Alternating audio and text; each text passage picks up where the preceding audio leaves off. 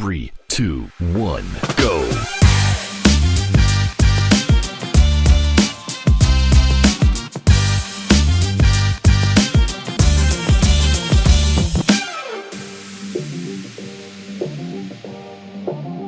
Hello mes ninjas, c'est Inès Carmel sur On va faire le show, le mag backstage. Aujourd'hui, niché en plein cœur de Paris au 223 rue Championnet, Paris 18e. Nous sommes à la découverte de la boutique de Hayden, Glam Ethnic. Derrière cette histoire, il y a une journaliste, présentatrice et maintenant créatrice. Suivez-moi à la découverte de cette magnifique boutique.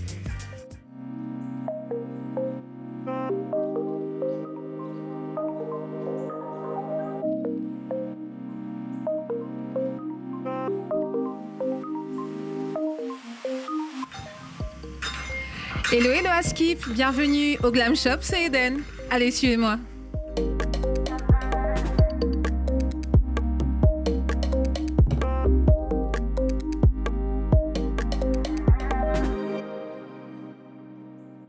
Hello Eden, comment tu vas ? Ça va très bien Inès, ravie de te recevoir au Glam Shop.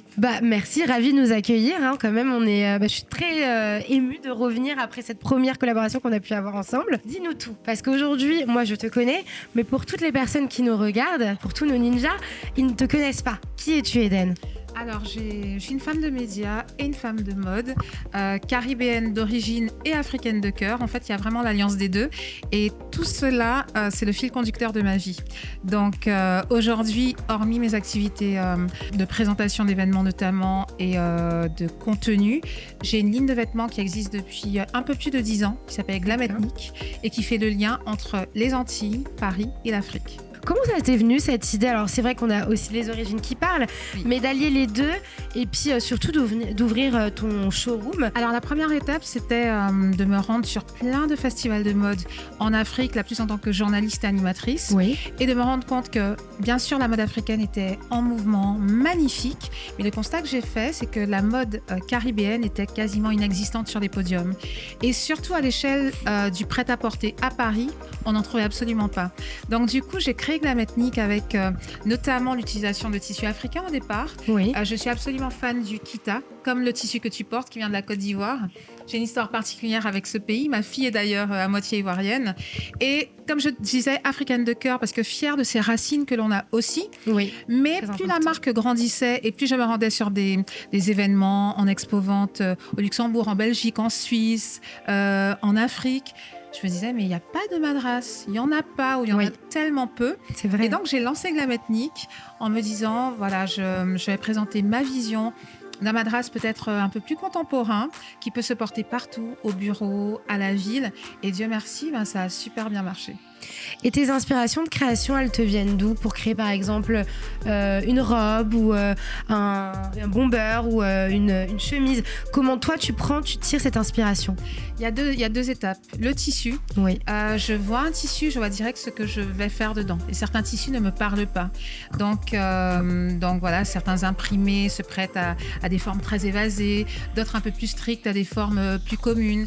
Et puis l'autre élément, c'est penser au type d'activité que la femme va faire. Oui. Je travaille beaucoup avec les femmes actives et tu vois, quand on doit courir dans le métro, aller au bureau, enchaîner un dîner avec doudou, etc., il faut une pièce un peu caméléon. Restons toujours dans l'authenticité des matières. Donc là, on est sur du quinté du Ghana, fait main, cousu main, avec toujours ce petit rappel de couleurs. Eden, elle a voulu, chez Glam Ethnic, faire un mariage vraiment de toutes les matières, aussi bien donc aux Antilles, Afrique, voilà, vraiment faire un mix de toutes les matières sur lesquelles on peut du coup travailler. Et là, on est sur du jean avec vraiment encore cette petite coupe droite qui fait très chic.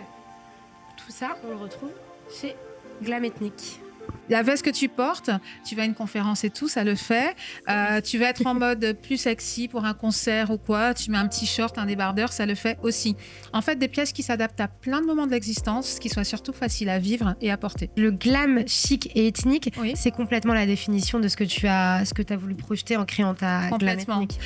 Complètement, parce que l'ethnicité, pour moi, c'est ce mélange de cultures. Oui. Et à travers différentes collections, j'ai travaillé l'indigo, le batik, donc le kente, KMT Kita qui vient d'Afrique de l'Ouest, Côte d'Ivoire et Ghana, le Madras qui est le fil conducteur de la marque.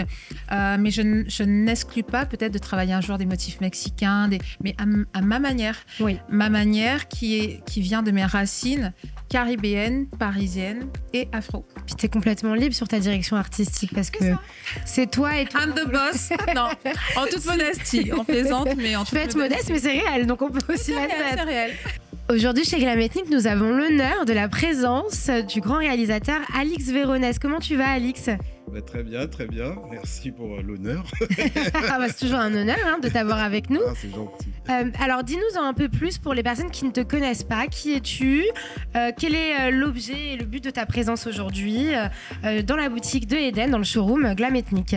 Qui je suis, moi aussi je me cherche un peu et je me cherche à travers aussi ma passion, mon art, le cinéma. Le documentaire, je suis plus spécialisé en fiction, mais le documentaire me permet de faire une passerelle quand même avec la fiction et aussi dans le secteur audiovisuel.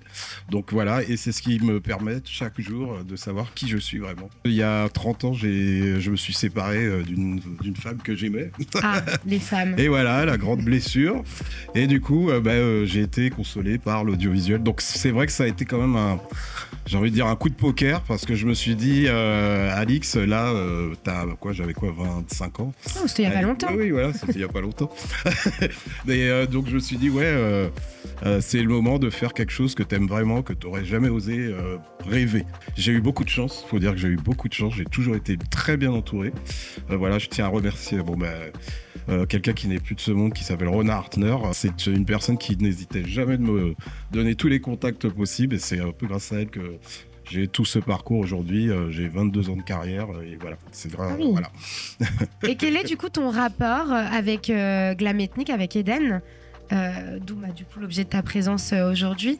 Alors on avait fini un film documentaire qui s'intitulait King Dadyod, la légende vivante. C'était aussi la Guadeloupe.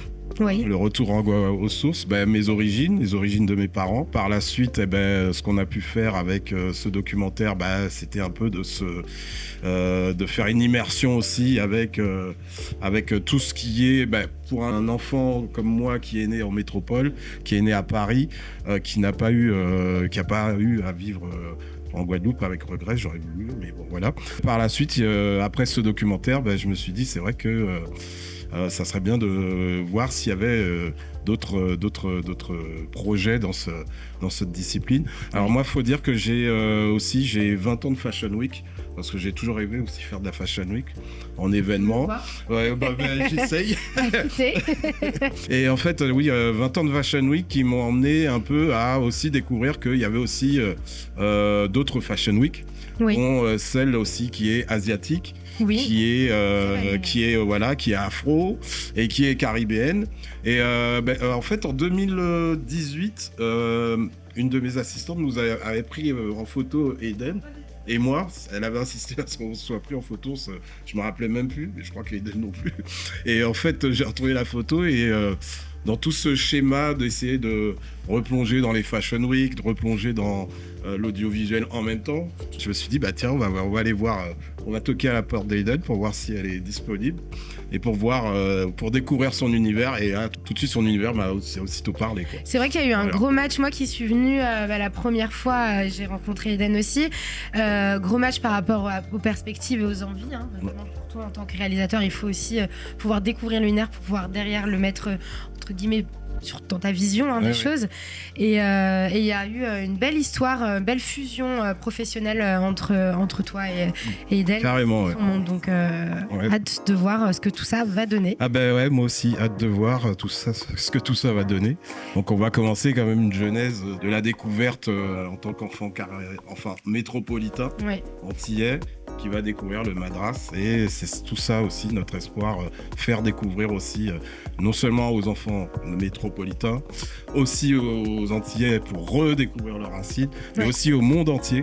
pour découvrir les richesses aussi caribéennes que nous avons à travers de ce tissu mystérieux.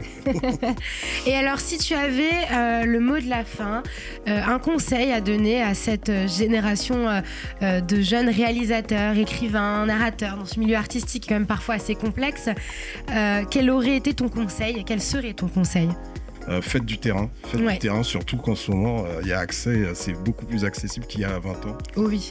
Donc voilà, avant, il fallait trader dans Paris, marcher dans Paris et espérer trouver un tournage et puis s'incruster dans le tournage et puis voilà, quoi.